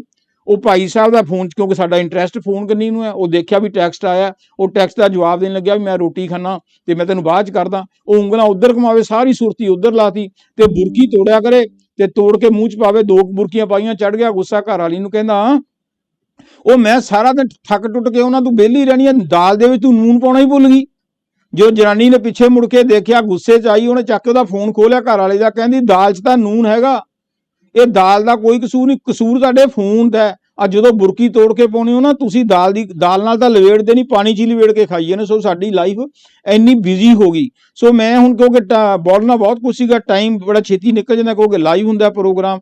ਸੋ ਇੰਨੀ ਕੀ ਗੱਲ ਨਾਲ ਆਪਾਂ ਖਤਮ ਕਰ ਦਿੰਦੇ ਹਾਂ ਗੱਲ। ਸਿੱਧੀ ਗੱਲ ਇਹ ਗੱਲ ਹੈ ਕਿ ਬੁੱਲੇ ਸ਼ਾਹ ਨੇ ਮਿਹਨਤ ਕੀਤੀ। ਜੇ ਮਿਹਨਤ ਕਰਕੇ ਫਿਰ ਮਿਹਨਤ ਕਰਕੇ ਉਹਨੇ ਆਪਣਾ ਅੰਦਰਲਾ ਪਰਦਾ ਜਿਹੜਾ ਖੋਲ ਲਿਆ ਸੀਗਾ। ਬੁੱਲੇ ਸ਼ਾਹ ਦੀ ਮੈਂ ਲਾਸਟ ਲਾਈਨ ਕਹਿ ਦਿੰਦਾ, ਜੇ ਦਿਲ ਨਹੀਂ ਝੁਕਿਆ ਕਦਮਾਂ ਵਿੱਚ, ਫਿਰ ਸਿਰ ਝੁਕਾਉਣ ਦਾ ਕੀ ਫਾਇਦਾ। ਜੇ ਮੁਰਸ਼ਿਦ ਰਾਜੀ ਨਹੀਂ ਕੀਤਾ, ਫਿਰ ਹੱਜ ਕਰਨ ਦਾ ਕੀ ਫਾਇਦਾ। ਜੇ ਦਿਲ ਅੰਦਰੋਂ ਗੰਦਾ ਏ, ਫਿਰ ਗੰਗਾ ਨਹਾਉਣ ਦਾ ਕੀ ਫਾਇਦਾ। ਉਹ ਬੁੱਲੇ ਸ਼ਾਹ ਜਿਸਨੇ ਮੰਨਣਾ ਨਹੀਂ, ਫਿਰ ਉਸ ਨੂੰ ਸਮਝਾਉਣ ਦਾ ਕੀ ਫਾਇਦਾ। ਸੋ ਗੱਲ ਇਹ ਹੈ ਵੀ ਆਪਣੇ ਅੰਦਰ ਗੱਲ ਮੰਨ ਕੇ ਮਿਹਨਤ ਕਰੋ। ਜਦੋਂ ਮਿਹਨਤ ਕਰਕੇ ਅੰਦਰਲਾ ਪਰਦਾ ਖੋਲ ਲਿਆ, ਫਿਰ ਚਾਹ ਗਈ ਚਿੰਤਾ ਗਈ ਮनुआ वे परवाह, जिसको कछु न चाहिए वही शहनशाह। ਸੋ ਅੰਦਰੋਂ ਜਦੋਂ ਖੋਲੋਗੇ ਫਿਰ ਤੁਸੀਂ ਮਾਲੋ ਮਾਲ ਹੋ ਜਾਓਗੇ। ਫਿਰ ਕੋਠੀਆਂ ਪੈਸਿਆਂ ਦੇ ਮਗਰ, ਲਾਲਚ ਦੇ ਮਗਰ, ਡਰਾਮਿਆਂ ਦੇ ਮਗਰ ਨਹੀਂ ਭੱਜਦੇ ਤੁਸੀਂ। ਉਹੀ ਟਾਈਮ ਜਿਹੜਾ ਆਪਣਾ ਪਰਮਾਤਮਾ ਦੀ ਬੰਦਗੀ ਵਿੱਚ ਕਰਦੇ ਹੋ। ਸੋ ਇਹੀ ਬੁੱਲੇ ਸ਼ਾਹ ਦੀਆਂ ਨੇ, ਕਿਉਂਕਿ ਬਹੁਤ ਕੁਝ ਬੋਲਣਾ ਸੀ, ਪਤਾ ਹੀ ਨਹੀਂ ਲੱਗਦਾ ਟਾਈਮ ਕਦੋਂ ਨਿਕਲ ਗਿਆ। ਸੋ ਲਾਸਟ ਗਾਣਾ ਸੁਣ ਲਓ। ਮੇਥੋਂ ਕੋਈ ਵੱਧ ਘੱਟ ਕਿਹਾ ਗਿਆ ਉਹਦੇ ਲਈ ਮਾਫੀ। ਮਿਹਨਤ ਕਰਕੇ ਦੇਖ ਲਓ, ਫਿਰ ਆਪਾਂ ਗੱਲ ਕਰ ਲਾਂਗੇ ਕੋਈ ਲੱਭਿਆ ਕਿ ਨਹੀਂ ਲੱਭਿਆ। ਸਿੰਸੀਅਰ ਮਿਹਨਤ ਕਰੋ, ਭਾਂਡਾ ਅੰਦਰੋਂ ਖਾਲੀ ਕਰੋ, ਤੇ ਜ਼ਰੂਰ ਤੁਹਾਨੂੰ ਰੱਬ ਮਿਲੂਗਾ। ਕੋਈ ਸਰਟੀਫਿਕੇਟ ਥੋੜਾ ਵੀ ਬੁੱਧ ਰਾਮ ਨੂੰ ਮਿਲਣਾ ਕਿ ਰਾਮ ਸਿੰਘ ਨੂੰ ਮਿਲਣਾ। ਜਿਹੜਾ ਵੀ ਮਿਹਨਤ ਕਰੂਗਾ ਉਹਨੂੰ ਪਰਮਾਤਮਾ ਮਿਲ ਜੂਗਾ। ਬਸ ਗੱਲ ਇੰਨੀ ਹੈ। ਸੋ ਨੈਕਸਟ ਵੀਕ ਆਪਾਂ ਕਿਸੇ ਹੋਰ ਟੌਪਿਕ ਤੇ ਗੱਲ ਕਰਾਂਗੇ। ਹੁਣ ਸੁਣੋ ਲਾਸਟ ਗਾਣਾ ਤੇ ਮੈਨੂੰ ਦਿਓ ਆ ਗਿਆ। Thank you.